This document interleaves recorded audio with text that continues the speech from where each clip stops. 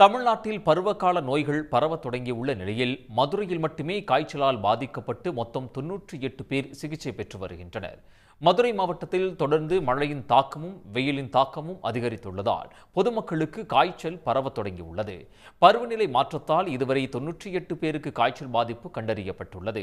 தற்போது வரை டெங்கு காய்ச்சலுக்கு 2 பேர் தனியார் மருத்துவமனையில் சிகிச்சை பெற்று வருகின்றனர். இதனிடையே பருவகால நோய்களிலிருந்து மக்கள் தற்காத்துக் கொள்ளுமாறு மருத்துவ நிபுணர்கள் அறிவுறுத்தியுள்ளனர். மக்கள் நல்வாழ்வுத்துறை காய்ச்சல் கண்டறியும் முகாம்களை நடத்துவதுடன் காய்ச்சல் தடுப்பு நடவடிக்கைகளிலும் தீவிர கவனம் செலுத்தி வருகின்றது.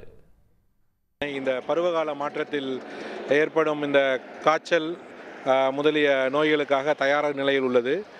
வெளிநோயாளிகளுக்காக தனியாக ஒரு காய்ச்சல் வெளி நோயாளிகள் பிரிவு ஏற்படுத்தப்பட்டுள்ளது. தனியாக இங்கே ஒரு மருத்துவ குழு வெளிநோயாளிகளை பரிசோதனை செய்து அவர்களுக்கு மருத்துவம் செய்து வருகிறோம். இதுபோக உள்நோயாளிகளுக்கும் தனியாக காய்ச்சல் படுக்கை வசதிகளுடன் ஆண்கள் பெண்களுக்கு தனியாக 30 படுக்கை வசதிகள் தயாராக உள்ளன. குங்குனியாவாக இருந்தாலும் சரி, டெங்கியாக இருந்தாலும் சரி, ஃப்ளூவாக இருந்தாலும் சரி, கடுமையாக காய்ச்சல் ஏற்படலாம், உடம்பு வலி சிவியராக வரலாம்.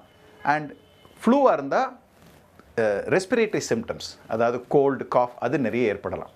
ஸோ இந்த நோய்கள்லாம் நம்ம வருஷம் பார்க்கக்கூடிய நோய்கள் தான். இந்த வருஷம் ஒன்றும் சில சமயம் இந்த வருஷம் கொஞ்சம் சீக்கிரமாக வந்திருக்கே தவிர அதை தவிர வேறு டிஃபரன்ஸ் ஒன்றும் எனக்கு தெரியல. இதனிடையே புதுக்கோட்டை மாவட்டத்தில் டெங்குவால் 3 வயது குழந்தை உட்பட 5 பேர் பாதிக்கப்பட்டுள்ளனர்.